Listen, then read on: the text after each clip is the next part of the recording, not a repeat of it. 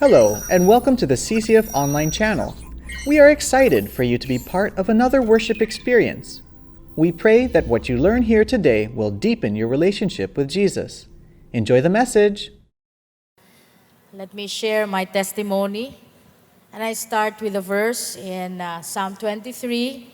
Though I walk through the dark valley of the shadow of death, I will fear no evil, for you are with me. Your rod and your staff, they comfort me.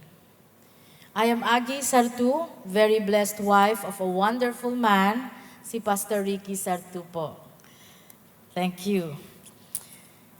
In May of 2003, I had to go through a modified radical mastectomy. I had a 10.5 cm mega-sized malignant tumor with little lytic lesions on my 7th and 11th rib. Cancer has spread to my bones, so I was diagnosed with stage 4 cancer. This tragic diagnosis required a very aggressive medical intervention, including 18 chemo sessions weekly and roughly 30 days of radiation. I did not understand why I had cancer. Hindi naman po ako umiinom, hindi po ako naninigarilyo, maligaya naman po ako, wala naman po akong kaaway. In fact, a loving discipleship group member told me, Agi, you should not have cancer. You're leading our D group. Pero wala palang immune system, ano po? I wish God has given me a lighter sentence, but His greater plan was for me to experience His presence. The God of all comfort, the God of how much more. I recall my Christian oncologist who told me, Agi, I'm a good doctor and I will take care of you. But I'm only a doctor. You are stage 4. Only God can heal you. As I faced my mortality, I found great comfort in Jeremiah 29:11-12. For I know the plans I have for you, says the Lord, plans to prosper you and not to harm you, plans to give you a hope and a future. Then you will call me and come and pray to me, and I will listen to you. Then the Lord asked me, Agi, will you give me your hopes? Will you give me your plans? Will you give me your career? Will you give me everything in your life? And so I told Jesus, I said, Lord, you have everything. You have me. Please have your way with me. And Lord, be glorified in my cancer. I knew then that if I survived my terminal condition, only God gets the glory. I had a special request. Sabi ko po, Lord, wag mo naman akong papangitin. Lord, please make me pretty. I want to reflect your glory. I don't want anybody saying that you don't know how to take care of me. Lord, take care of me. And so the Lord reminded me that while He chooses my circumstance, I choose my response. He led me to Habakkuk 3:17, and it says, though the fig tree should not bloom, and there be no fruit in the vines, though the yield of olives should fail, and the fields produce no food, though the flock should be cut off from the fold, and there be no cattle in the stalls, yet I will exult in the Lord. So I made a very firm resolve to be joyful regardless of my terminal condition. That was po my liberation day. Philippians 4:6-7 says, do not be anxious for anything, but in every situation, by prayer and petition, with thanksgiving, present your requests to God, and the peace of God, which transcends all understanding, will guard your hearts and your minds in Christ Jesus. I didn't go through any depression, which usually hits every cancer patient. Yes, I experienced peace and joy, and I was pretty all the time. My, thank you po. My stormiest chemo days were my best times with God. I had to be isolated from the rest of humanity because of my very poor immune system. So for months, the Lord and I had very long talks and walks. I would play praise songs the whole day and just simply rest. But there were times of extreme nausea, and I would earnestly pray to Jesus, "Please, Lord, wag mo naman akong pasukahin. My husband has not slept, and we only have one bed. I cannot afford to mess it up. So please just quiet my stomach." Parang sinasabi ko, "Lord, ihele mo na lang ako. Patulugin mo na lang ako. Embrace me, Lord." And then, it didn't also matter whether I will wake up with my husband or already with God in heaven, knowing that He has already prepared a place reserved for me. Miraculously, wala po akong vomit ever during that entire cancer journey. God preserved our bed. God preserved the nights, and I'm able to rest and sleep even at the height of pain. Indeed, His mercies are new every morning, and I wake up refreshed and renewed, thanking and praising Jesus. Lord, thank you. I'm still alive. My weekly trek to the hospital has been physically difficult but also emotionally challenging. Many times I would hear my fellow patients dying, or already dead. So I would find myself kneeling and asking God, "Lord, ako na ba ang susunod?" So as I opened the Bible, Jesus gave me His loving and assuring words of comfort. That's in Psalm 91. It says, "Because you love me, I will rescue you. I will protect you, because you have acknowledged my name. You will call me and I will answer you. I will be with you in trouble. I will deliver you and honor you, and with long life I will satisfy you and show you my salvation." At the point when I was completely surrendered to God, as to whether I lived or I died, He gave me His peace. He gave me His joy. Itong pagbubuhay ko nga ngayon, bonus na lang po yun. It has been over 13 years since I was diagnosed with stage 4 cancer. And the Lord has healed me. Thank you, Lord. Thank you, Lord. He has healed me and even reversed my bone cancer. But the best part about the cancer is that it gives me the platform to share God's good news of salvation and talk about His faithfulness in almost all my training programs. We now also have a thriving ministry. It's called Life to the Max. The mission of Life to the Max is to bring comfort and hope to those who are afflicted with cancer and other degenerative diseases. Indeed, there is hope in the big C, because the real big C is not cancer. It is Christ living in you and me. Yes. Praise be to the God and the Father of our Lord Jesus Christ, the Father of compassion and the God of all comfort, who comforts us in all our troubles, so that we can comfort those who in any trouble with the comfort we ourselves receive from God. Thank you, Lord Jesus, for allowing me to see beyond the temporal and stretching my faith to experience the eternal. All glory and honor and praise to our Lord Jesus Christ. Marami pong salamat. Praise God. Praise God. Amen, amen, amen. Alam niyo, napaka-amazing ni God, no? Isang bagay na natutunan ko when she was testifying kaninang earlier service, walang exempted sa problema. Walang exempted sa sakit. Kasi minsan isip nila, pag Christian ka, hindi ka dapat magkasakit ng ganyan. Hindi yan totoo. Walang exemption. Nagkakaintindihan po tayo. Pero isa lang tiyak ako. Yung sakit, mamimili ka lang kung mapapalapit ka sa Diyos o malalayo ka. Maraming tao, pag nagkakasakit, nagagalit sila sa Diyos. Pero pag hindi naman sila sumusunod sa Diyos, at sasabihin lang, maawain ng Diyos. Parang maawa kayo sa amin. Parang ganun. Nadali nilang magreklamo kapag sila na yung tinatamaan.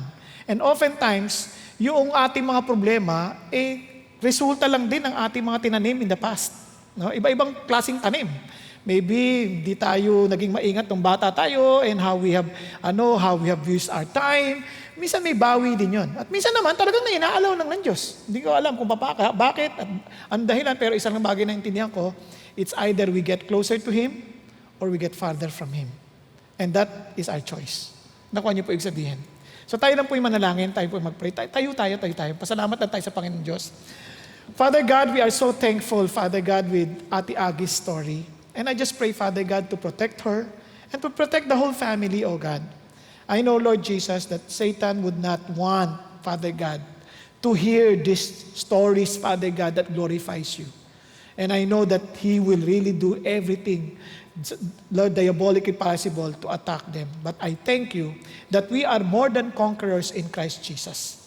Thank you, Lord, that you will protect them with your holy blood, that he will never be able to overcome them. Lord, I pray, Father God, that you are to protect not only Ate Agi, but also Pastor Ricky, and not only them, but also the children and their grandchildren. Father God, I pray to also use their lives, Father God, to continually spread the good news of salvation. The good news that you are real. The good news that you are always there to save us and to help us overcome our problems. Father God, I pray also, Father God, for the rest of us, and I pray for this service. I pray, Lord, for your Holy Spirit to find liberty, Father God, to accomplish your will. Let your name alone be given glory and honor. In Jesus' name we pray. Amen. Amen. Amen. Praise God. Sige po, pwede tayong maupo. And alam niyo po, excited po ako every time we come and continue our series on Jesus Unboxed. Alam niyo kung bakit? Kasi as we were studying Jesus, I hope that most of us are not only knowing more of Jesus, but experiencing Him. Kunyari, nakikita natin that Jesus is the life giver, the one who fully satisfies. Sana hindi lang natin na-experience, totoo, but na-experience natin that He really fully satisfies. And that He is the bread of life, that He really feeds us, He satisfies us, and He really changes us because He's the life changer. And sabi natin that He is the truth, that He is the Lord of life, He is the shepherd, and Jesus is love. Yung bang nagkaroon tayo ng confidence that nothing happens to us na walang motivation ng Diyos ng pag-ibig. Ulitin ko, anything that happens to you, nangyari yan because God loves you. Okay ba yan? Parang malungkot kayo, ha? Okay. Para maliwanag, para sa ating continuation ng ating pag-uusapan, ilan sa inyo mayroong bumabagabag sa inyo, sa puso ninyo? Bumabagabag, may gumugulo sa inyo, nagugulumihanan kayo, o kaya naman there's something troubling you, or something that makes you worried. Meron ba? Okay. Tingnan niyo yung katabi niyo. Okay, katulad kanina, meron akong kausap after the service, sabi niya, biglang pinagbibintangan silang drug lord. Tinutukhang-tukhang sila ngayon. At sabi niya, baka naman totoo. Hindi, siyempre sabi niya, hindi po talaga, hindi po talaga. So, sabi ko, ang hirap nun, natatakot sila. Siyempre, baka mamaya, mabalitaan na lang na barilin. Tapos alam niyo naman sa Pilipinas ngayon, lahat na lang, meron silang baril. Pareho pa naman, puro 38. So, hindi ko kine-question yung mga yung iba. Sinasabi ko lang na may posibilidad na alam niyo na mapagbintangan ka. Nakuha niyo ibig sabihin? Nagkakalinlan tayo. Kaya pag nabalitaan niyo kung naganyan ako, huwag kayo maniniwala basta-basta. Dahil una-una, hindi ako nagda-drugs. Okay? Hindi. Kaya, again, I'm just telling you that this is possible. Now, ito po, alam niyo po ba na maraming tao, they're so worried about so many things. So I tried to research, ano yung 30 biggest worries ng tao? At alam niyo kung ito na-discover ko sa aking pag-aaral. Nawala yung aking, So anyway, balik tayo. Okay. Napansin niyo, nawala, Worried ako. Ito daw yung 31. Sabi niya, number 1, worry ng tao. Stomach. Yung being overweight. Nagwo-worry sila, lumalaki ni tiyan ko, ganyan. Nagwo-worry sila, katakawan nila yon. Tapos pangalawa, getting old. Di ba? Parang tumatanda na ako. Parang lahat bumababa. Napansin niyo ba yung tao? Bababa ng pababa. Yung pisngi, bumababa. Yung buhok, nawawala. Pababa na baba. Tapos yung paa, bumababa na pababa. So, lahat yun. Nag-worry na sila. Wow, ano nangyari sa akin? Ganyan. And lack of savings or financial future, nag-worry sila. Overall fitness, overdrafts like loans, mga low energy levels. Yung mga utang sa credit card, worried na worried sila. Bayad sa renta or mortgages, namumblema sila. Problema na, natatakot sila sa job security, parang walang kasiguruhan sa trabaho. Especially for those friends of ours, mga kababayan natin, maybe who came from from abroad. Di ba? Pagbalik, di na alam saan sila magtatrabaho. Yung iba naman sa atin, may trabaho dito, hindi rin nila alam kung tatagal ba yung kumpanya nila. Kaya mayroon sila mga job security. Mayroon ba naman natatakot, tumitingin na sa salamin, pinag-iisipan nila, dumadami yung pelegis nila. Alam niyo yung pelegis? Yung wrinkles. Wrinkles. Kahapon lang, mayroon ako nakasabay sa CR. Ang tagal tumititig sa salamin. Ang tagal-tagal niya. Sabi ko, ano problema sa mukha niya? Bata-bata pa nito. Ang tagal niya tinititigan. Ako tuloy, napatingin din sa mukha niya. Ay ko, ano kaya meron? Hindi ko rin alam eh. And maybe he was concerned. Concerned siya kung ano magiging itsura niya. Kaya sabi niya, or iba naman, may mga asawa, mahal pa rin ba ako ng partner ko? O dinadaya ba ako nito? Iba natatakot para sa kalang aso, para sa kalang mga alagang hayop. Iba worried about their children. So, ang dami nilang worries. Hindi ko mabasa sa inyo lahat, pero ito yung mga symptoms na pagkatao worried. Sleepless nights, hindi sila makatulog sa gabi. Kaya dito sila natutulog sa service. Joke lang. Loss of confidence, wala silang tapang to move on in life. They're always arguing with their partners. Lagi sila nakikipag-away. Lagi sila irritable. Nawawala ng appetite. Iba naman, nasosobrahan ng appetite. Okay? Hindi totoo yan, ha? Kapag kain ka ng kain, minsan out of rin yun. Parang nadidepress ka eh. Kakain ka ng kain. Iba naman, nawala ng appetite. Iba naman, very poor performance at work. Iba naman, malayo sa mga kasama ng tao. Parang they want to avoid people. And iba naman, they're beginning to increase alcohol consumption. Kaya nagiinom sila. Or iba, masyadong paranoid. At iba naman, as in, nagsusuka pa. Alam nyo, hindi madali yung mayroong problema. In fact, if your heart is troubled, minsan, lumalala yung problema mo. Naalala niyo yung kwento ni Dan? Sino sa inyo familiar kwento ni Dan? Okay, hindi nyo alam. Good. Si Dan, nagpunta sa Amerika. Kasi biniyaya siya ng kaibigan niya, na tinulungan siya, tapos nakarating siya sa Amerika. Dati siyang taga Bicol, nakarating siya sa Amerika. Ang problema, nagtagal-tagal na siya doon, naging TNT siya. Alam niyo yung TNT? Tago ng tago. So, pero yung kaibigan, siyempre sa una, yung kaibigan mo, tuwan-tuwa sa'yo, sabi, sasamahan ka. Pero medyo nagtatagal na, hindi na nakakatuwa, parang napipiko na rin yung kaibigan. Papasok na rin ako sa opisina. Sabi niya, itong susi, mag-drive ka, lumabas ka, o itong credit card ko, gamitin mo. Sabi niya, bumili ka, pumunta ka sa mall, para hindi ka bored dito. Ito naman si Dan, siyempre nararamdaman niya na yung galit ng kaibigan. Kasi punta na ako sa opisina ko. So, bahala ka na dyan, ha? Iwan na kita. Nahiya, kahit nervyos, takot na takot. Umalis. Nag-drive, pumunta ng mall. Nako, tuwan-tuwa, namili. Ang gaganda, namili. Ang problema, nung magbabayad na, pumunta na sa cashier. Ang sabi ng cashier, Visa o Mastercard? Kinabahan! Hinahanapan ako ng Visa! Wala akong Visa! Kinatakot! Nagtatawa, kinuha yung sasakyan.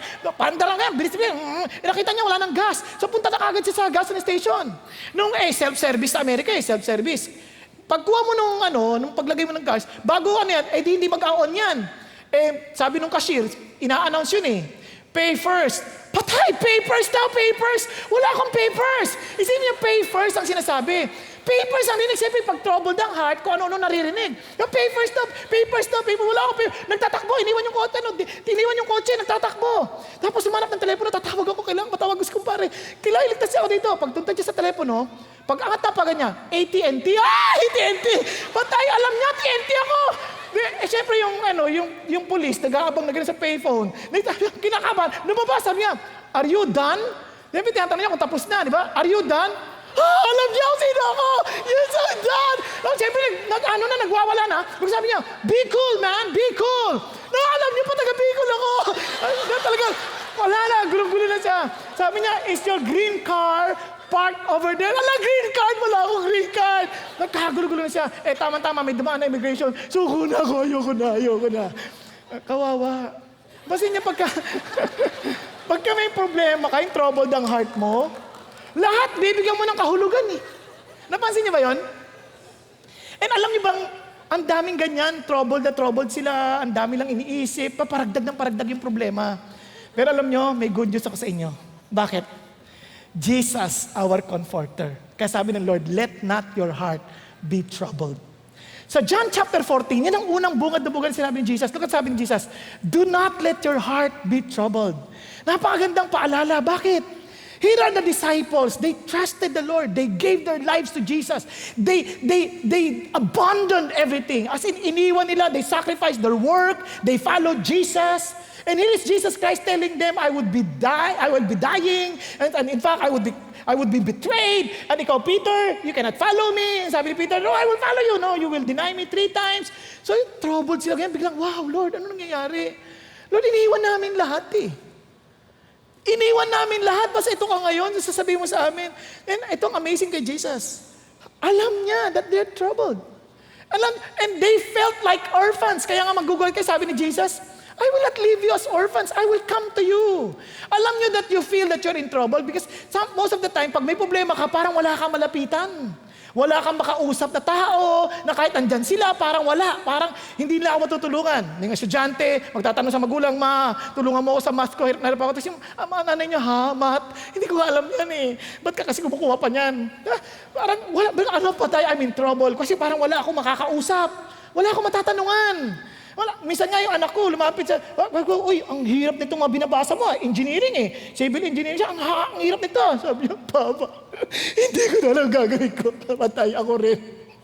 Wala ako naintindihan sa engineering. Sabi ko, ang alam ko na lang sa numbers ay book of numbers. Sabi ko, pray tayo. Sabi ko, pray kami. Tapos nakalma siya. Alam niyo yung gano'n niya. Parang hindi mo na alam gagawin mo. And you know what? Ganito yung sinasabi ng mga alagad. Hindi nila alam gagawin. They really felt na parang patapos na ako. Hindi namin naintindihan ang nangyayari. Ang sabi niya, after a little while, the world will no longer see me. But you will see me because I live and you will live also. What are you talking about? Ano, Jesus? You see, look at these people. The religious leaders, they hate you. And for sure, they hate us too. Now, then mawawala ka? Ganun lang. Iiwan mo lang kami? Ganun lang. We trusted you, Jesus. Alam namin na you are the Messiah. Pero they forgot na yun Messiah, dalawang yugto yun. Merong munang Messiah as a suffering Messiah like Joseph before becoming a prime minister. O tapos yung susunod na yugto, he will be coming as a conquering king like David. Hindi na naintindihan yun. And they got so troubled. Kasi gano'n naman tayo pag di natin naintindihan ng mga pangyari. Naguguluhan tayo, tama ba? Nagkakadinan tayo? Now, remember the word peace. Peace. Sabi mo, peace. Sabi mo sa katabi mo, peace. Now, sabi ni Jesus, in order for us to overcome this, remember the word peace. Your word is one. P. Presence and promise. Ano sinasabi ng Lord? Listen to this. Sabi niya, do not let your heart be troubled. It's a command. Sabi niya, do not let your heart be troubled.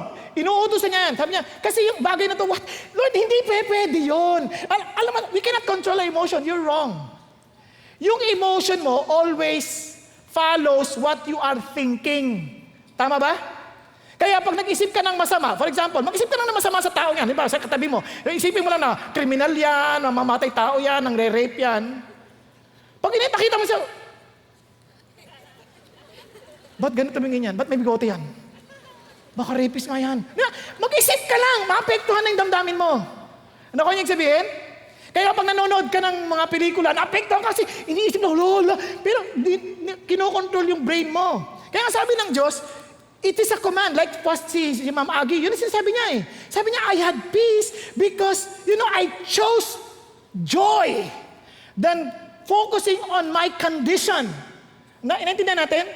Kaya paano mo gagawin yan? Sabi ng Lord, believe in God, believe also in me. Kailangan mabago yung mindset mo.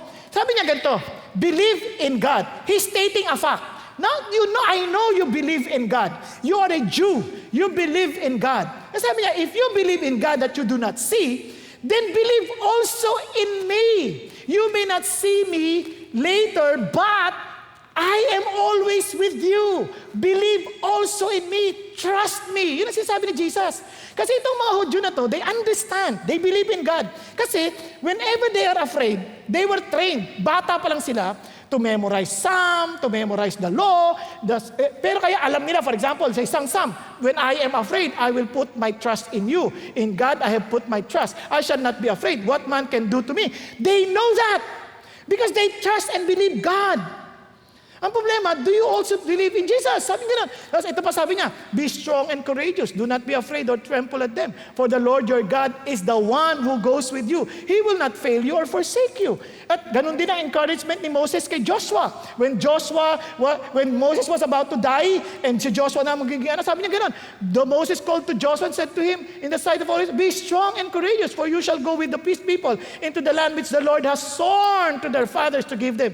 And you shall give it to them as an inheritance. I'm telling you, Joshua, the Lord is the one who goes ahead of you. He will be with you. He will not fail you or forsake you. Do not fear or be dismayed. Sabi niya, if you can trust God, whom you cannot see because of His promise, because He promised you that He will go with you, He will be with you.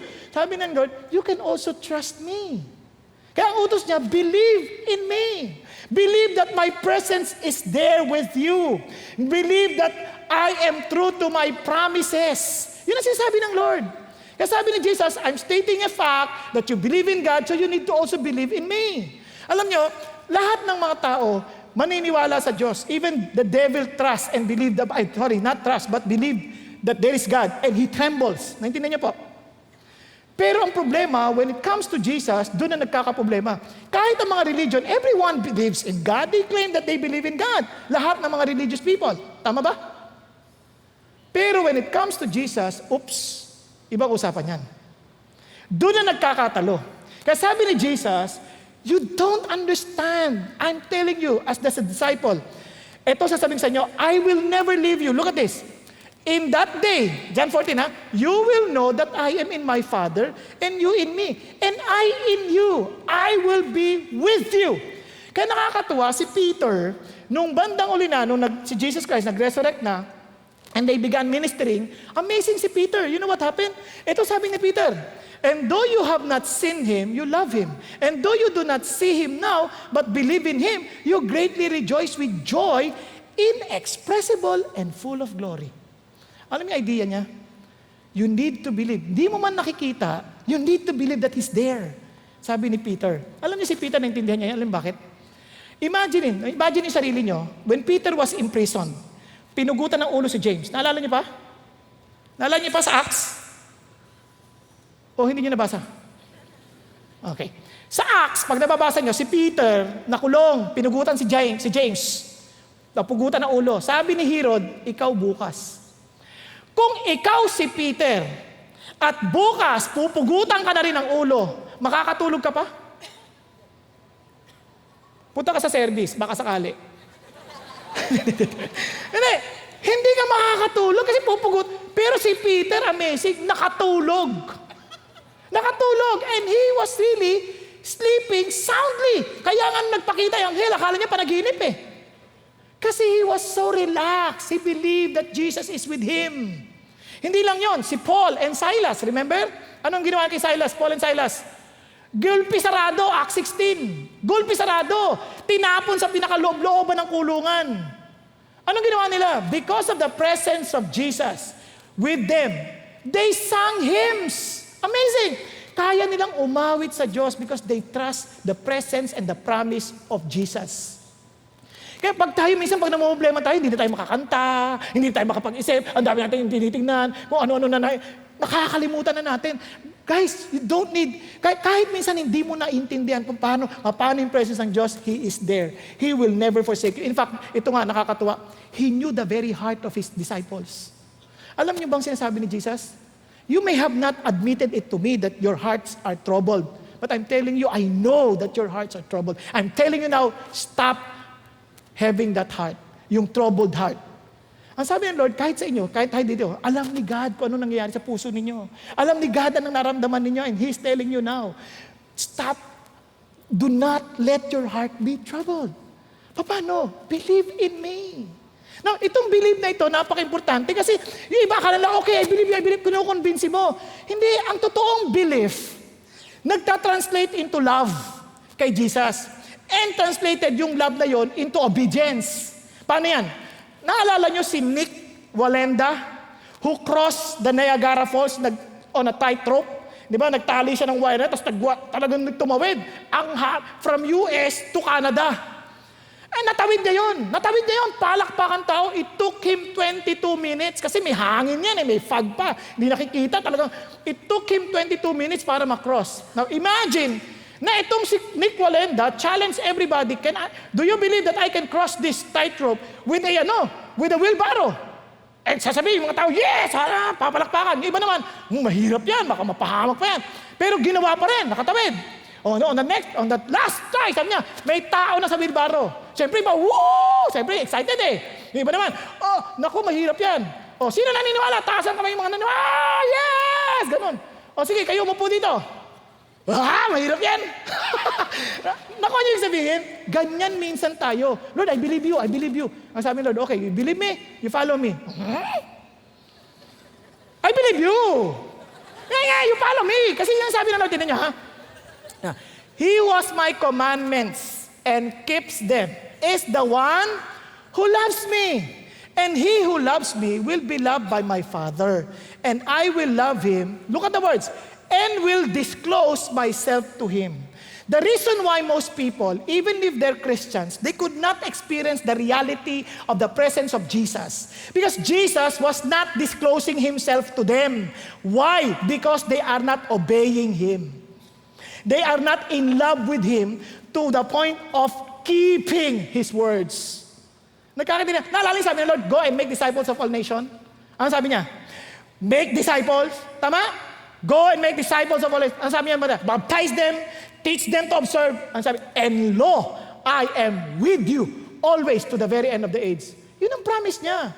Sumunod ka kasi muna. If you believe, you obey, then I will disclose myself to you. Now, tingnan niyo pa, sabi tuloy ni Judas, yung hindi Iscariot. Said to him, Lord, what then has happened that you are going to disclose yourself to us and not to the world? Ibig sabihin, the world will not know about you? No, I will disclose to everybody, but the condition is this. Jesus answered, said to him, if anyone loves me, he will keep my word. And my Father will love him, and we will come to him. Listen to the words. And our abode with him. Mananahan kami sa Kanya. Anong condition ulit? Anong condition? Anong nangyari sa inyo? Nanalo si Pacquiao. Ano ba? Anong condition? You keep His commandments. And look at the words, and the Father will love you, and the Father and I will abode. Mananahan kami sa iyo. Kaya nga, itong idea ng presence, matatawid mo yung problema, yung trouble. And listen to this, Hindi sinasabi ng Diyos na wala ka ng trouble sa paligid. Ang sinasabi ng Diyos, your heart shall not be troubled. Nakuha niyo yung difference? Hindi ko sinasabing mawawalan ka ng problema. Ang sinasabi ko lang, yung puso mo, kalmado. So kahit anong harapin mo, hindi problema. Now listen to this. Si Jesus is a very good example. Bakit kamo? Naalala niyo si Jesus when He was about to be crucified and to be tortured before going to the cross? Ano sabi niya? You will all leave me. You will all scatter. Ano sabi ni Jesus? But I am not alone, for my Father is with me. Amazing, no? The Father is with me. Ngayon, anong nangyari? Ginulpi sarado siya. Ginulpi. Binugbog. Nilagyan ng corona. Dinuran. In pain. Tapos naalala niya pa si Peter, after denying him 3 times, tumingin pa kay Peter. Isipin mo kung bugbog sarado ka na, maalala pa si Peter. And when Peter denied him, ano sabi niya? Tapos tumingin pa kay Peter. Just to remind him, Peter, I prayed for you so that your faith will not fail. Nagawa niya pa yun. Tapos ito na naman, kinaladkad, pinabuhat ng krus. Tapos pinako, sorry, nagising ka, pero in total pain. Ano sinabi niya? Because the Father was with him, ano sabi niya? Father, forgive them for they do not know what they're doing.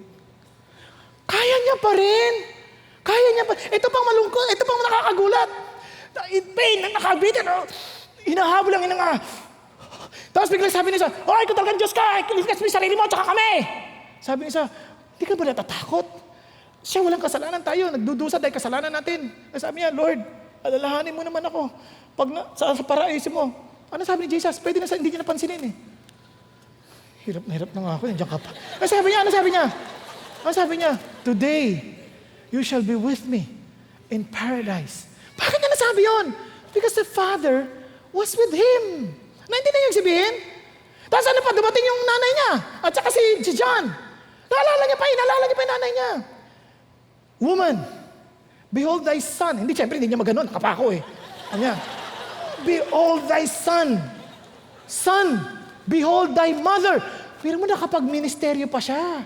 Bakit? Because the Father was with him. But when he became sin because of us, when the sin of the world was placed upon him, and sin separates us from God, doon siya nahiwalay sa Father. From eternity past, it was his first time to be separated from his Father. At sabi niya, my God, why hast thou forsaken me? Hindi niya nakayanan. Kapatid, kaya maraming tao, they cannot overcome the problem because they're trying to overcome it with their own strength, with their own positive thinking. Hindi mo kaya. Ang sinasabi ni Jesus, without my presence, you are in big trouble. You want to have a trouble-free heart?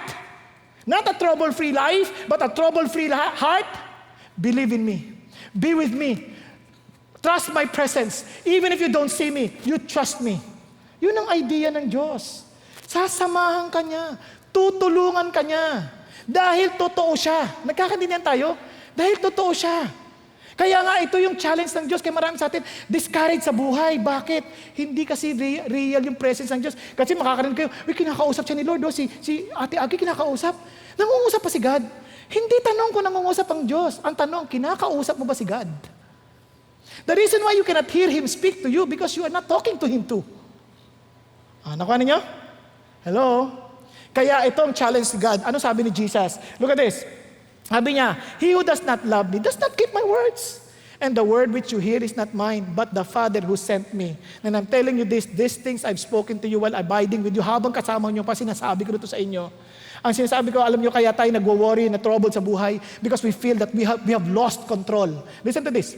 Kailan kayo nagwo-worry? Kailan kayo troubled? Pag nawalan ka na ng control, hindi ko na alam gagawin ko. The moment that you sense that you have lost control, bigla ka nagwo-worry. Tama? Ang ibig sabihin, you're trying to play God. You cannot control anything. Ang sabi ng Diyos, He is in control. Kaya nga sabi ni Pastor Peter Kanamaga, ito yung area of control mo. Ito area beyond your control. Huwag ka na mag-focus dito ka na lang. And alam niyo kung anong control mo lang kaya? Sumunod kay Jesus. You just follow Him, that's your control. And the rest, let God accomplish His promise because He is faithful. Okay ba yan? Sample lang ko kayo. Naalala ko, when I was younger, ang tingin sa akin, tatay ko talaga bobo ako sa aming magkakapatid.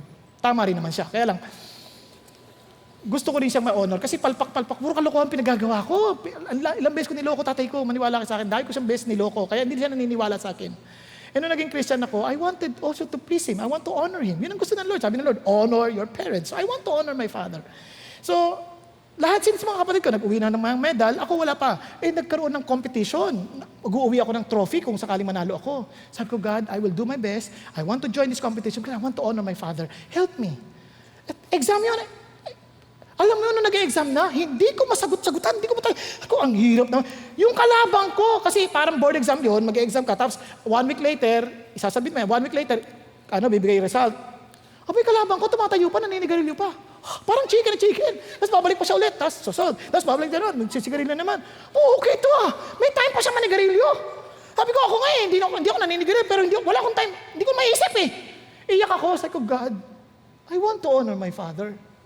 Tulungan mo naman ako. I know you're here. I know you will help me. Alam mo, bigla ako nakita yung solusyon. Talaga, wow! Kitang-kita ko din, I was able to solve the problem. Pag submit kong ganyan, tapos ko yung problem. Alam nyo, nung sinosolve na ng klase namin, dahil hindi pa lumalabas yung result, sabi ng teacher, mali yung problem. It cannot be solved. Sabi ko, no ma'am, it can be solved. Will you please solve it on the board? Sure. Sinolve ko sa board. Sabi ng teacher, ang husay mong bata ka.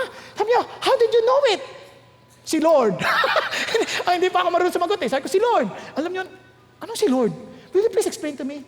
Tapos, in-explain ko. Sineran ko siya. Naging Christian yun Naging Christian. So, nakakatuwa. Eto na. Sabi, to make the long story short, I won. Inuwi ko yung trophy. Sabi ko sa tatay ko, tay, para sa'yo. Ano sabi tatay ko? Magkano bili mo? Oh, hindi niniwala! Pero siyempre, I trust the Lord. Di ba, hindi pa ako nawawala ng control. I will keep on following the Lord. Sige lang. Hindi man naniwala ngayon, I know in time, he will believe. Nung pumasa na ako sa board exam, kasi on first shot ko, exam ko ng board exam. Alam niya, wala akong time mag-review ng maayos. Kasi nagtatrabaho din ako. Alam niyo, nung nakita niya yung pangalan ko, sabi niya, totoo ka na talaga. Talagang totoo ka na.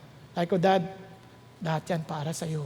Dahil sabi ni Lord, honor your parents. And I love God. I keep His commandments. Okay ba yan? Kaya, ano sabi ng Lord? Kaya sabi ng Lord, tingnan mo yun, as Jesus followed, but so that the world may know that I love the Father. You saw me that. I modeled that to you. I followed the Lord. And in fact, I followed Him to the end, to the point of dying on the cross. Because I love my Father. I believe in His presence too.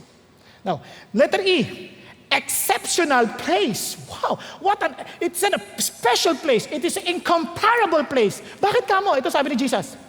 In my Father's house are many dwelling places. If it were not so, I would have told you. For I go to prepare a place for you. Sabi niya, if I go and prepare a place for you, I will come again and receive you to myself, that where I am, there you may be also. Ano sinasabi ni Lord? Alam mo, hindi niyo ako makikita ngayon because I will be preparing a place for you. And it is in my Father's house. In my Father's house, there are many dwelling places. So parang ang picture, itong bahay na to kasi parang doon, pag kinakasal, diba, pag betrothal stage, yung husband, yung bridegroom will prepare the place, yung room, adjacent to the house of the father. Tapos, doon niya ilalagay yung kanyang mapapangasawa, doon sila titira. So mayroong common patio yun. Kaya itong picture ng Panginoon Diyos, prepare a place for us para tayo yung bride. Tama? The church is the bride of Christ. So preparing a place for us, and sabi niya, I will come again. Now, naalala niyo po ba na itong itong mga guerrilla fighters natin, they fought as in to their life. Bakit po? Kasi they believe MacArthur telling them, I shall return. Tama po? So kahit anong hirap ng pagdadaanan mo, hindi naman kasi sinabi ng Lord, ligtas ka sa kahirapan. Kahit anong hirap niyan, inisip mo, babalik siya sa akin eh. Babalikan niya ako. Babalikan niya ako. Nagkakanindihan tayo. Now, ito pang pinamaganda. Pagbalik niya, dadali niya tayo sa isang napakakandang lugar. Lugar na hindi mo may kukumpara sa lahat. Ito, tinutukoy niya yung kalangitan. Alam niyo, lahat tayo mamamatay. Maniwala ka sa hindi, mamamatay ka. Okay po? Kaya sabihin mo sa katabi mo, maniwala ka sa hindi, mamamatay ka. Wag lang agad, okay? Wag lang agad. Now listen. Ito pong amazing. Sa lahat naman ng piniprepare ng lugar ng Panginoon Diyos, sabi niya, in my Father's house, alam niyo kagad, ito pinakamagandang description sa akin ng langit. Alam niyo bakit? Kasi, kahit anong ganda ng lugar, kung pagpunta ko doon, estranghero ako, pagpasok ako, lahat dinumero ang kilos ko dahil ang ganda ng sahig, ang ganda ng upuan, upo ako maayos. Tapos kain tayo, ganyan. Tapos pagkukuha mo, dahil mga kubyertos, dahan-dahan ang kuha mo. Pag subo mo, tinitingnan mo na mabuti, tama ba yung subo mo? Kasi baka pinagmamasdan ka. Hindi ka komportable, tama ba? Pero sabi ni Jesus, in my Father's house, if He is your Father too, ano ibig sabihin nun? Wow, comfortable to. This is home. Tama? Yung pagdating mo, hi Dad! Tanggit sa atas. may pagkain tayo! Relax ka! Wow! Ano pagkain natin? Sarap nito! This is my favorite! Yun ang home. Kaya nga, alam niyo maraming tao, meron silang, kaya si Jesus, He's not talking about a place. He's talking about a home. Bakit kamo? Marami sa atin may tirahan tayo, tama ba? Pero wala tayong tahanan. Nakita niyo yung difference? Kaya ibang tao, hindi masaya sa bahay nila kasi wala silang tahanan. Puro sila tirahan ng tirahan. And they do not enjoy their family. Pero kung ang bahay mo talaga, you just enjoy it. Na kahit anong problema mo sa labas, pag uwi mo sa bahay, pinatatahan ka. You are being comforted. You are being reminded of their love for you. Di po ba napakasarap? Kaya nga alam niyo po maraming tao, with all their achievements, parang they are so many things to thankful for, but nothing to thankful to. Hello? Isipin mo, nanalo ka, nakakita ka ng babaeng iniibig mo, tapos pag uwi mo, wala kang pagsasabihan. Wala akong pamilya. Siya nahusan. Nagbagi po ako, pero kanino ko ikikwento? Wala akong tahanan. Kaya maraming tao with all their achievements, because God is not their home, parang may kulang. Kaya ang daming nagtatagumpay sa buhay, tumatalon sa tulay. Alam niyo bakit? Wala silang totoong tahanan. Hello? But ang sinasabi ng Lord, I'm preparing a home for you. Alam niyo po ba nung nagkasala ang tao, anong ginawa? They were, pinalayas. Nakuha niyo? Nawalan sila ng tahanan. They were enjoying God, pero nawala yung pagkakataon because they disobeyed the Lord. And that is exactly us. Kaya nga hanap tayo ng tatanggap sa atin, magmamahal sa atin. Kasi we're looking for a home. And I'm telling you, Jesus is preparing for you to be in His home. Hello? Hindi ka excited? Wow! I'm excited. Kasi totoo lang. Alam niyo, kung meron po akong excitement sa buhay, yun po ang in-excitement ko. With all of this, sabi ko, Lord, one day, itong mga hirap na pinagdadaanan namin, yung mga problema na to, yung ganyan, problema sa bansa, nalilitong mga batas, Lord, may coding, wala kang magamit na sasakyan, may coding. Lord, thank you. Soon, I will be home. Soon, I will be with you. Hindi na to kailangan. And look at this, at yung piniprepare niyang home, it's not only a home. Look at the description of the Bible in Revelation. Then I saw a new heaven, a new earth. Hallelujah! For the first heaven and the first earth passed away and there is no longer any sea. Nakikita niyo ba? Type niyo ba itong mundo na to? Ayoko ng mundo na to. Ano sabi ng Lord? Huwag kang mag-alala. Takot ka sa tsunami, wala nang dagat. Wala na. Wala nang dagat na kakatakutan. Wala nang malalayong biyahe. Ito na, sabi niya, this will be a new heaven, a new earth. Well, kung nabubulukan ka, ang daming pollution, mawawala na yan. O ano pa sabi ng Lord? And I saw the holy city, New Jerusalem, coming down out of heaven from God, made ready as a bride adorned for her husband. Nakikita niyo ba itong city na to? Pag sabi niya, it is like a bride adorned for her husband. Nakakita na kayo ng kinakasal? Yung kinakasal niya, pinagaganda ng gusto yun. Tama ba? At yun na ang pinakamaganda niyang anyo sa tanang buhay niya. Wala nang gaganda ron. Yun na yun. Alam nga naman, nagluluto siya, nakaganon pa rin siya. Hindi na mangyari yun. That was the only occasion that he will use that bridal gown. Tama ba? Hindi mo na mapapaganda yan. Yung susunod ng mga agyagto ng buhay niya, wala na. Amoy kawali na, amoy lahat. Wala na. Just sabi ng Lord, ganun pinaganda ng Diyos yung to the max. Ibig sabihin, yung beauty na to is to the max. Now listen to this. And I heard a loud voice from the throne saying, behold, the tabernacle of God is among men. He will dwell among them, and they shall be His people, and God Himself will be among them. Itong pinakamasaya sa langit. God is there. Alam niyo, what is the point of heaven if God is not there? Yun ang sinasabi ni whom am I in heaven but you? Besides you, I desire nothing on earth. Isipin niyo kung wala si God sa langit. Lord, ayoko dyan. Ikaw ang gusto ko, hindi yung langit. Isipin niyo ganito. Kunyari may kapenpal ka. Hindi ka nagkakita ng tsura. Pero talagang mga sweet natin, ang gaganda ng mga sulat, talagang kakabighani. Parang, at gusto ko makita tayo, kikita na kami. Kailan? Excited ka? At maging siya, excited makita ka. Kahit hindi ka kaaya-aya. Pero, hindi niya alam. Ito, excited siyang makita ka. Isipin niyo yun. Ganun, isipin mo si Jesus who is perfect, God who is perfect, and you are being perfected by God. And God knew you already, but you are excited to see Him. Ako personally, I would be excited to see Jesus. I would be excited to see God face to face. I would be excited. Din sabi niya, and itong pinakamaganda sa sinasabi ginawa niya, and He will wipe away every tears from their eyes. Pagkakita mo, ang una niyang gagawin, siyempre, dami mo, Lord. Dami ko, Lord, kinapi po ako. Lord, ang dami kong pagkakamali, Lord. Anak, hindi buburahin ang mukha. Tatanggalin niya yung mga luha mo sa mata. Kasi sabi niya, anak, naintindihan ko lahat ng pait mo sa buhay.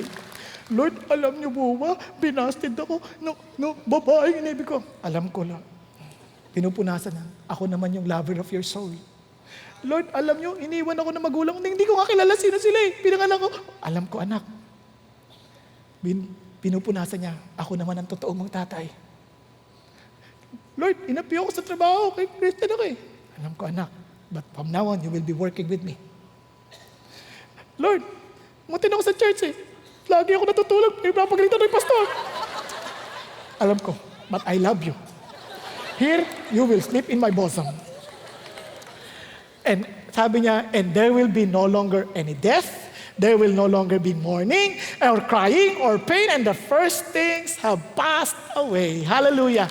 Di ba yun ang pangarap natin? Wala nang iyakan, wala nang pain, wala nang mamamatay, wala nang praise God. Sabi ng Lord, yan ang piniprepare ko sa iyo. At hindi lang yan ang piniprepare ko. Tingnan niyo pa. Sabi niya, and He who sits on the throne, behold, I'm making all things new. O lahat na bago, right of these words are faithful and true. And hindi lang yan. You will see something beyond your imagination. Ang sabi niya, the city is laid out as a square, and its length is as great as the width. And He measured the city with a rod, 1,500 miles, its length and width and height and are equal. Sabi niya, and He measured its walls 72 yards according to human measurements, which are also angelic measurements. Ang sabi niya, sinukat niya, sabi niya, ito yung sukat, square yan. Hindi ka malito. At alam niyo ba, based sa pag-aaral ng isang architect, sinukat niya, ang na-compute niya about 2,250,000 square miles. So sa kilometers, square kilometers, about 5,800,000 square kilometers. Ang laki! And alam niyo ang Pilipinas, kung ilan? 300,000 square kilometers. So kita niyo yung preparasyon ng Diyos, city pa lang yun. And it can accommodate more than 100 millions. It can accommodate billions of people. Ang lawak. At ito ang nakakatuwa, sabi niya, and the material of the world was jasper. Alam niyo yung jasper? Hindi niyo alam? Malaki, kita niyo sa langit. Ako rin hindi ko alam. The city was pure gold, like clear glass. Nakakita ka na ng pure gold like clear glass? Hindi pa? Makikita na sa langit. Pag wala ka dito, sorry.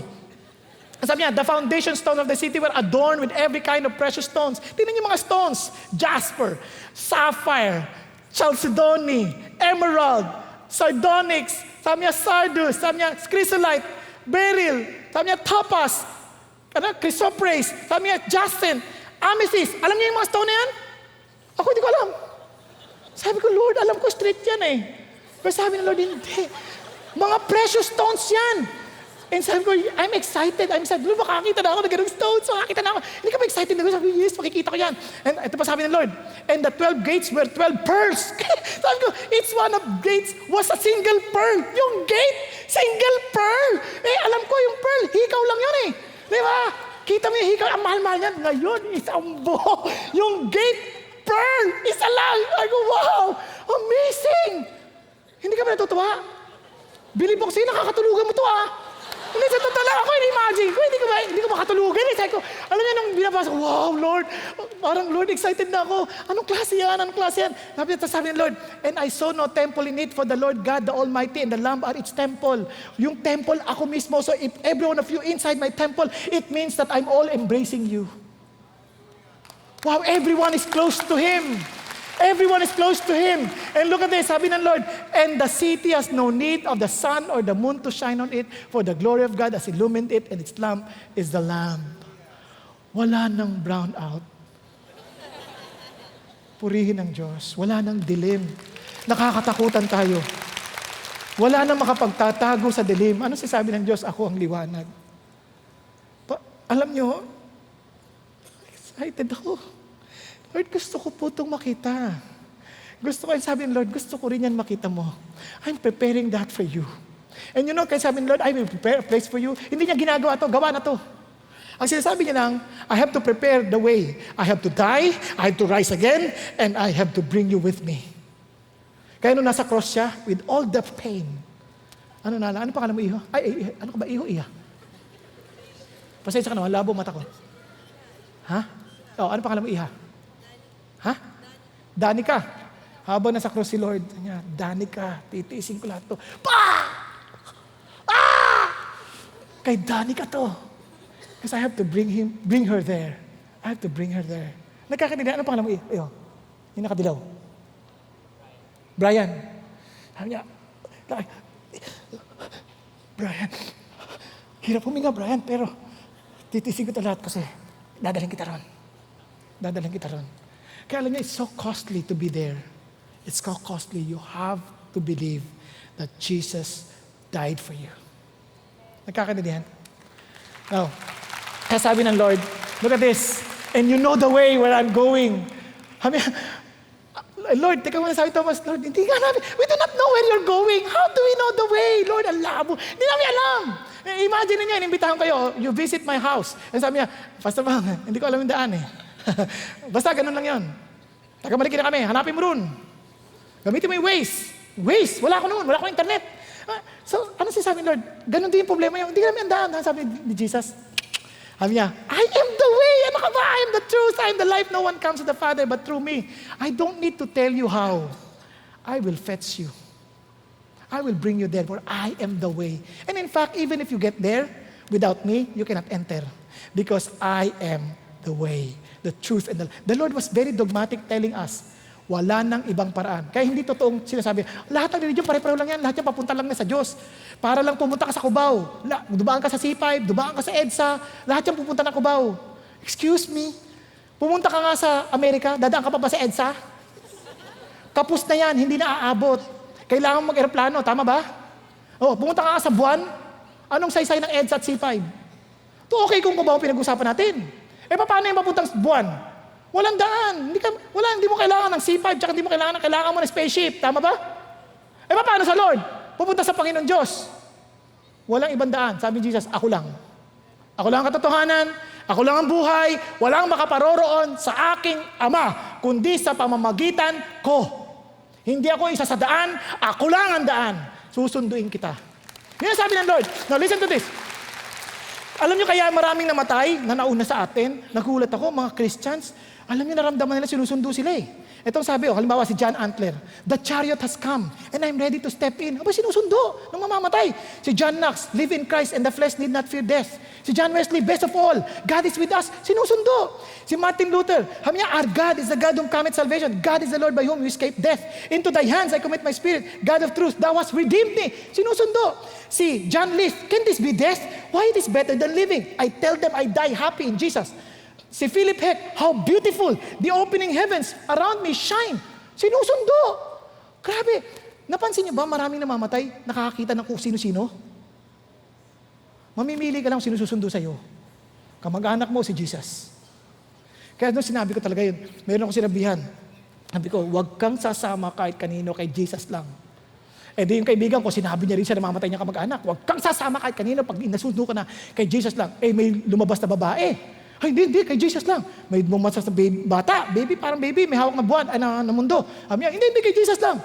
Tapos dumating si Jesus, may pako sa krus. Sabi niya, Lord, thank you. Tapos, sabi ng Lord, lalabas ka ng ospital, pagkatapos, sasabihin mo sa mga kamag-anak mo. So true enough, sinira niya mga rebulto niya, pagdating sa ospital, pagdating sa bahay, nakalabas sa ospital. Nagulat yung mga doktor, paano nangyari yan? Kasi mamamatay na eh.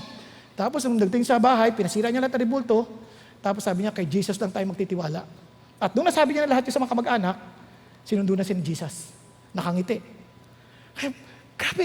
Kaya alam niyo, pag sakali lang dumating sa pagkakataong haharap kay Lord at sa nag-aagaw buhay kayo, please, huwag kayo sasama kahit kanino. Kahit tatay niyo o nanay. Tapos sabi niya, sama ka na sa akin. Kay Jesus lang. Kay Jesus lang. Nagkakaintindihan tayo? Totoo. Huwag kayo sasama kahit kanino. Kasi sabi ni Jesus, I am the way. I will bring you to my place. Now, sabi niya, if you have not known me, you would know my Father also. From now on, you know Him and have seen Him. Ito napakaganda. Philip said, Lord, show us the Father. It's enough for us. Sabi niya, Jesus said to him, have I been so long with you, and yet you have not come to know me, Philip? He who has seen me has seen the Father. How can you say, show us the Father? Do you not believe that I am in the Father, and the Father is in me? The words that I say to you, I do not speak on my own initiative, but the Father abiding in me does His work. Sabi niya, believe me that I am in the Father, and the Father is in me. Otherwise, I believe because the works of themselves. Now, look at this. Look at this. Ano sabi ni Jesus? Now, this is the wonderful place that I'm preparing for you. Did you enjoy my time with you? Sabi ni Jesus. Did you see me how I ministered, how I loved you? Then if you saw all of those, you have already seen the Father. If you enjoyed me, for sure, you will enjoy the Father because I reflect exactly the Father. Yun ang sinasabi ni Jesus. Okay ba yun? Kaya alam nyo, ito sasabihin ko sa inyo, kaya marami sa atin hindi excited sa langit. Hindi naman yung nararanasan si Jesus sa buhay niya eh. Religyoso lang tayo, pero si Jesus parang hindi totoo sa atin. You see, friends, if you know Jesus and you experience Him in your daily walk, you would be excited to be with Jesus. Kalabitin mo yung katabi mo. Kahit tulog siya. Are you enjoying Jesus now? If you are not enjoying Him now, for sure you won't be excited in heaven. I'm telling you. And third, sabi niya, asking privilege. Ito napakaganda. Sabi ni Jesus, okay, hindi ko iiwan. In fact, I'm giving you the privilege to ask me anything. Kahit hindi niyo ako nakikita. Paano yan, Lord? Sabi niya, whatever you ask in my name, that I will do. So that the Father may be glorified in the Son. Sabi niya, you ask. Sabi niya, gagawin ko yan because the Father will be glorified. I would lovely answer your prayers. Sabi niya, ask it in my name. And look at this. If you ask me anything in my name, I will do it. If you love me, you will keep my commandments. Ano sinasabi ni Jesus? Sabi ni Jesus, I will listen to your prayer. If you love me, for sure, you will not ask anything that's not pleasing to me. Tama ba? Kaya ibang tao, hindi lang ma-experience yung answered prayer. Sabi, Lord, sasagutin ako. Kasi pinag-pray mo, hindi man pleasing sa Lord eh. Kanina, nagkikwentuhan kami sa likod eh. Yung, si Omar, yung nag-announce, down na daw, wala na, zero na siya. Pray to the Lord. Sabi ko, Lord, hindi ko na po alam gagawin ko. Commercial model dati yun eh. And sabi niya, all of a sudden, sabi niya, Lord, I just want to follow you. Surrender ako sa iyo. I totally trust you. Alam niyo, bigla may tumawag sa kanya. Ang sabi sa kanya, Omar, good news. Alam mo ba yung advertisement mo dati? Kinuha sa Singapore. So come to my office. I'll give you the check. Wala na siyang gagawin. Sinagot agad ng Diyos. Yung isa naman, wala na siyang kapera-pera. Zero. Tapos sabi nga nung pwede, meron siyang drone camera. Sabi niya, pwede ko bang hiramin yung drone camera mo? Sabi niya, wala medyo may diferensya Hindi ko kailangan yun. Kailangan ko lang ipakita sa kliyente. Hindi kailangan ko ayos o hindi. Basta pakita ko lang. O sige, alam niyo magkano? Binayaran ng pera. Exactly what he needed. Amazing God. Alam niyo, nang bago ako sa ministry, ano unang hinig ko sa Diyos? Lord, I want to please you. Teach me how to pray. Dali mo naman ako sa Korea kasi narinig ko yung Korea, prayerful Christian yan eh. Sabi ng Lord, okay. Tapos bigla pa na may in-announce ng pastor namin, may invitation tayo sa Korea. If you want to come, all accommodations paid, pamasahin ang kailangan nyo. Sabi ko sa pastor, sama po ako. May pera ka ba? Sasama po ako. May pera ka ba? Sasama nga po ako. Hindi, pwede yan. Ikaw, puro kakalokohan. Kailangan may pera ka, sasama po ako. Sabi ko, sige, lalagay ko dito, wala na atrasan. Opo, sasama po ako. May pera ka? Sasama po ako. Wala ka talagang pera. Ito na, one day before the deadline of payment, Sunday, sabi ng Lord, humingi ka sa, Lord, wala po akong pambayad. Yung pastor nag-challenge, if you have any special need, rise up from where you are, I'll pray for you. Ayoko tumayo, pastor din ako Magayabang ako, sabi ng Lord, be humble. Opo, tumayo ako. Tapos biglang kumanta na, Our Father knows what we need. Iyak ako na iyak, luhod ako. Sabi ko, God, please, iyak ako na iyak. Tulo lahat, tulo mata, tulo, kung saan. Ang daming tulo. Tapos pag upo ko, umik pa ako. Bigla yung babae, girlfriend ko, yung asawa ko na ngayon, andun sa babae, bigla lang nag-abot ng envelope for your Korea trip. Sabi ko, paano niyo nalaman? Wala namang sinasabihan. Ito pang nakakatuwa. Sa isip ko, siguro mga 500 pesos lang to. Pagbukas ko, papasahe papunta, sapat na. Sabi ko, God, pupunta ako Korea. Sabi ko, Lord, pero paano ko uwi? Problema to, kalahati lang to. Pag uwi ka ng bahay, nandun yung kapatid ko. Alam niyo kapatid ko, maingat sa pera yun. Maingat, hindi ko report, maingat. Magkaiba yun, ha? Sabi niya, nagpiprepare ka daw, papuntang Korea. Oo nga, kuya eh. May pera ka ba? Meron. Ayaw ko magsabi, nakakaya eh. Meron, sabi niya. Di bale, sagot ko yung kalahati. Yung kalahati ng pamasahe mo. Oo nga! Sige na, sabi mo kay nanay, papadala ko yung pera. Wow! Lord, uwi ako. Hallelujah! The Lord provided. I asked in His name. Now, ang haba pa ng kwento niya, pero hindi tatapusin kasi wala tayong oras. Sabi ko sa iyo, God is real. God is real. Kaya sabi na anak ko, paano kaya pagdating ko sa UP, baka sabihin lang walang Diyos. Huli na sila anak. You have experienced it. Paano ka nakakapag-enroll? Did you not see how God provided for us? O nga, no? Sabi niya. Ako niya sabihin? No. Kaya sabi ng Lord, be anxious for nothing, but ang gagawin mo, in everything by prayer and supplication. With thanksgiving, let your request be made known to God, and the peace of God which surpasses all comprehension will guard your heart and your minds in Christ Jesus. Okay po? Now, fourthly, comforter. Comforter. Ano yung comforter? Sabi ng Lord ito, I will ask the Father and He will give you another helper, that He may be with you forever. If you think I am gone, I already asked the Father who will be with you forever. Hindi mo kailangan matakot. Sabi niya, another helper. Ano ibig sabihin na another? Sa Hebrew, sa Greek, merong tinatawag na hetero, another as in different kind. Pag sinabi mong alios, ibig sabihin of the same kind. For example, nasa Starbucks ka, natapon yung in-order mong ng coffee. Natapon, sabi ng Starbucks, papalitan namin with the same kind. Yun ang kapalit. Ibig sabihin, kapareho. Kaya sabi ng Lord, the Lord will provide you another, kapareho ko, the another helper that He may be with you forever. Now, ano yung word na helper? Mapapansin sa Bible ninyo, mayroong translation, comforter, counselor, helper. Iba-ibang translation, napansin niyo ba yun? Ang ibig sabihin niyan, the reason why it was being translated in different English words, hindi nila makatch yung exact meaning noong word na sa Greek. Kaya ang word kasi dyan is parakletos. Para to stand along or to walk alongside. Kaleo means to argue and fight for you. Grabe ha? Ibig sabihin, itong sasama sa'yo, He will really fight for you. He will encourage you. He will strengthen you. He will comfort you. He will counsel you. Ito yung gagawin ng Holy Spirit. Kaya sabi ng Lord, kaya tinan niya, naranasan niyo na po ba na parang minsan sinasabi sa yung demonyo, hindi ka anak ng Diyos? Naranasan na? Hindi niyo na, parang, Christian ba ako? Parang nagdududa ka, Christian ba ako? Inaakusahan ka ng diablo, dahil mo kasalanan, hindi ka Christian, natulog ka sa service, hindi ka Christian. Napansin niyo yun? Now, listen to this. Ano sabi ng Lord? The Spirit Himself testifies with our spirit that we are children of God. He's trying to defend you and telling you, you know what? Jesus Christ died for you. You know what? Jesus Christ delivered you from sin. Jesus Christ is your Savior. You're the Son of God. Tinitestify niya sa iyo. Okay ba yan? Nagkakarinan tayo? Now, listen to this. Kasi sabi niya, and that is the Spirit of truth, whom the world cannot receive. Because it does not see Him or know Him, but you know Him because He abides with you and will be in you. Paano yun? He will teach you the truth? Yes. Paano? He provided us as in this kind of feeling. Napansin nyo? He. Para sabihin sa inyo, He is a person. It's not a force. Person. Kasi sabi ng Lord, if He is a person, He also grieves. Kaya do not grieve Him. Now listen to this.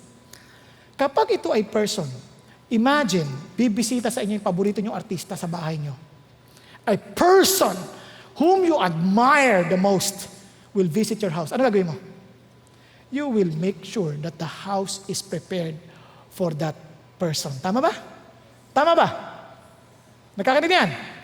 So imagine if the person will fill you. Kasi sabi Lord, be filled with the Holy Spirit. Bababuyin mo yung pagkatao mo? You will make sure it's clean. Tama? Hello? Are you still there? Kaya ito sabi ng Lord. Sabi ng Lord, but the Helper, the Holy Spirit, whom the Father will send in my name, He will teach you all things. Yun ang gagawin niya. In your heart, in your being, He will teach you. He will teach you the truth. He will remind you of the teachings of Jesus. Kaya nga, pansin nyo, ang Bible was written by the Holy Spirit, but men moved by the Holy Spirit spoke from God. Yun ang sabi niya. Kaya tayong lahat, when we are asked, sabi niya, it is the Spirit who gives life, the flesh profits nothing. The words that I have spoken to you are spirit and are life. So napapansin nyo, itong epekto sa atin. Sabi niya, be filled with the Spirit. Look at the words. Itong word na to, nung ginamit sa Colossians, ni Paul, ang sabi niya, let the word of Christ richly dwell within you. Ang sinasabi ng Lord ganito, if you want to be filled with the Spirit, let the word of Christ fill you. Kaya nga, kapag ikaw ay nasa Holy Spirit, you will all the more get hungry of the Word. Kaya pag wala kang excitement sa Word of God, hindi ka filled probably ng Espiritu ng Diyos. Nagkakaintindihan tayo? Hello? Kasi He will speak the truth and He will teach us all things. Now listen to this.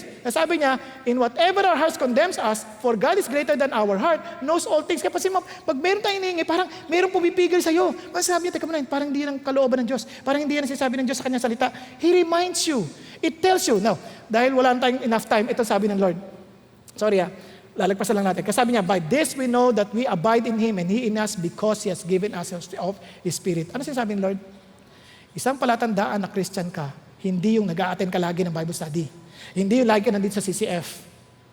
Palatandaan, nasa iyong Espiritu ng Diyos.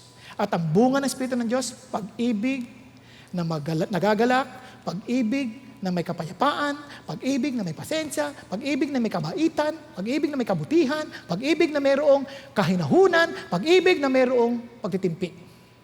Nagkakaintindihan po? And finally, God is giving us extraordinary peace. Alam nga ulit yung peace? Presence and promise. Exceptional place. Asking privilege. Comforter and extraordinary peace. Bakit extraordinary? Hindi siya ordinaryo. Ganun lang yan. Ibig sabihin, something that you can never have in this world. Kaya sabi ni Lord, peace I live with you, my peace I give to you, not as the world gives, do I give to you. Do not let your heart be troubled, nor let it be fearful. Ano sasabi ng Lord? Itong mundo na to, nag-o-offer ng peace. Pero yung peace ko, hindi ka pareho i-offer ng mundo. Ano yung ino-offer ng mundong peace? Dependent sa circumstances. At peace tayo na wala tayong problema. At peace tayo na wala tayong concern. Hindi yun. Ito, may peace ka kahit binabagyo ka. Galing kay Lord yun. And how would I know? How would you know na galing kay Lord yung peace na yun? Hindi to peace na parang wag mo lang isipin para hindi ka na naguguluhan. Wag mo lang isipin para hindi ka na nababagabag. Hindi. Ang totoong peace na to, you think and you meditate on the Word of God, then you have peace. Nakita niyo yung difference? Yung iba naman, gusto ng peace, yung parang ine-empty nila yung mind na, mama. Pag ine-empty mo yan, delikado yan. Baka po anong pumasok sa'yo. Ito, yung peace, you are being filled with the Word of God and make you bold. Kaya nga sabi nga nun, alam yung galing kay Lord because do not let your heart be troubled. Lord, let it be fearful. Alam yung nasa Diyos kayo dahil nawawala yung takot. At kung meron mang takot, yung peace ng Diyos is greater than your fear. Kaya, confident ka to face the future. Nagkakaintindihan? Are you still there? Kaya sabi ng Lord, listen to this, therefore having been justified by faith, look at the words, we have peace with God. Yun ang pinaka-importante. You are confident to face God because you are at peace now with the Lord because of Jesus Christ. Kaya tingnan nyo in the end, what then shall we say to these things? If God is for us, who is against us? What a boldness! Diba? He who did not spare His own Son but delivered Him over us all, how will He not also with Him freely give us all things? Wala kang katakot-takot, tama ba? You are even confident to come before God. That's peace. Hindi ka natatakot mag-pray kasi alam mo, God listens to you because you are at peace with Him. That's peace that the world cannot give. Amen po? Hello? Now, ano ba sabi niya? But in all these things, we are overwhelmingly conquered through Him who loved us. Confident ka sa love ni Jesus. For I am convinced, look at the words, neither death, nor life, nor angels, nor principalities, nor things, nor present, nor things to come, nor power, nor height, nor depth, nor any other created thing will be able to separate us from the love of God, which is in Christ Jesus, our Lord. Mga kapatid, this peace can never be invented by anybody. Only Jesus can give it to you. Alam niyo kung bakit walang peace ang tao pag mamamatay? Kasi sabi ng Lord, tandaan niyo Revelation 21, diniskan niya yung langit, ang mga cowards, unbelieving, abominable, murderers, immoral persons, sorcerers, and idolaters, and all liars, di sila kasali ron. They will be part in the lake that burns with fire and brimstone, which is the second death. And sabi ng Lord, and nothing unclean, and no one who practices abomination, and lying shall ever come into it, but only those whose names are written in the Lamb's book of life. You can never be at peace with God unless your name are written in the book of life. How? Sabi ni Jesus, believe in God, believe also in me. You don't have to let your heart be troubled. Jesus is our comforter. Ang tanong, talaga bang comforter mo siya? Or you're convincing yourself, mabait ako. And the Lord's telling you, you are not good enough.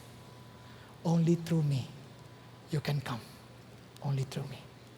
Let not your heart be troubled. Tayo pong lahat ay yumuko at pumikit.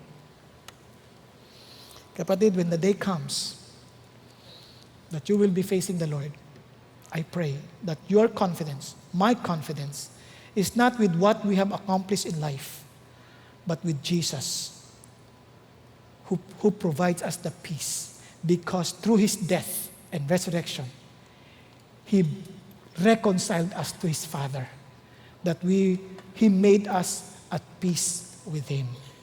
My friends, ito sinasabi ng Lord, if Jesus is our Lord and our Savior, you can believe Him by obeying Him, by loving Him, which will assure you of His presence, which will assure you of His promises.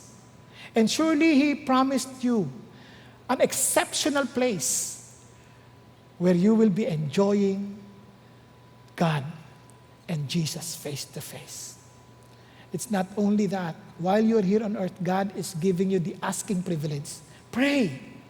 Tell Him your worries, and He will give you the peace that surpasses all understanding. And God promised you the Comforter, promised you a legal advocate, that He will stand your case before God and say, Jesus has already provided remedy to his sin. He died for his sin, so he's already been forgiven. Lord, that's the role of the Holy Spirit also to your life. He will argue with you. He will surely fight for you. And finally, He will surely give you the extraordinary peace. Ang tanong lang, are you willing to submit your life to Jesus? Without Jesus, you will be in great trouble. But in Jesus, you do not have to let your heart be troubled. Lord Jesus, thank you again for this wonderful time that you have given us. Thank you for reminding us that you are our comforter, that we have no reason to be troubled in our hearts. Thank you, Lord, that we can trust you. We can follow you. We can obey you. We can look forward, Father God, to the day that we will be facing you face to face. For you have made us acceptable before God. Not because of our righteousness, but because of Jesus, our righteousness. Thank you, Lord. We give you all the praise and glory, Father. I pray to bless your people and allow your people, Father God, to experience the peace that you alone can give. Thank you, Lord. Allow us to be bold enough to stand for what is right and what is true, because we believe in you. We trust you. Thank you, Lord. In Jesus' name we pray. Amen and amen. God bless you and good night. Praise God for that wonderful message. There are tithe boxes situated around the building for your convenience if the Lord impresses to give. Let's all So stand. let us all rise and sing this song in response to the message.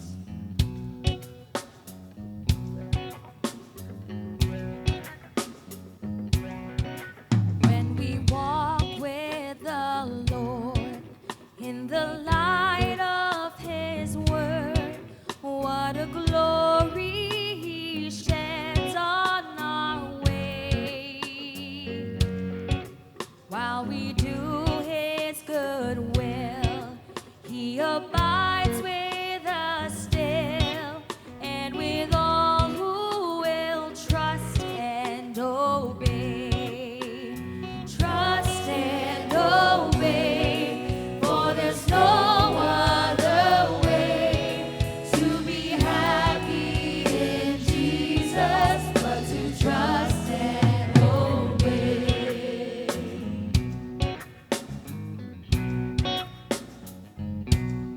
When in fellowship sweet, we will sit at His feet, or we'll walk by His side in the way.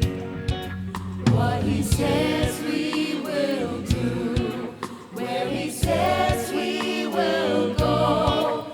Never fear, only trust and obey.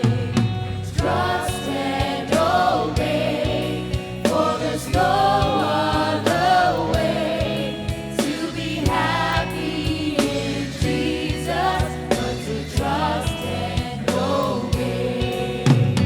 Trust and obey, for there's no other way to be happy in Jesus but to trust and obey. God bless everyone. Have a blessed Sunday. Jumpstart your spiritual journey by joining an online or offline small group. Go to ccf.org.ph/dgroup. Worship together with us via live stream here at 9 a.m., 12 noon, or 3 p.m. Philippine Standard Time. Join us at stream.ccf.org.ph. Want to find a CCF near you? Check us out at ccf.org.ph/locations. We are so excited you were able to join us today. God bless and see you next time.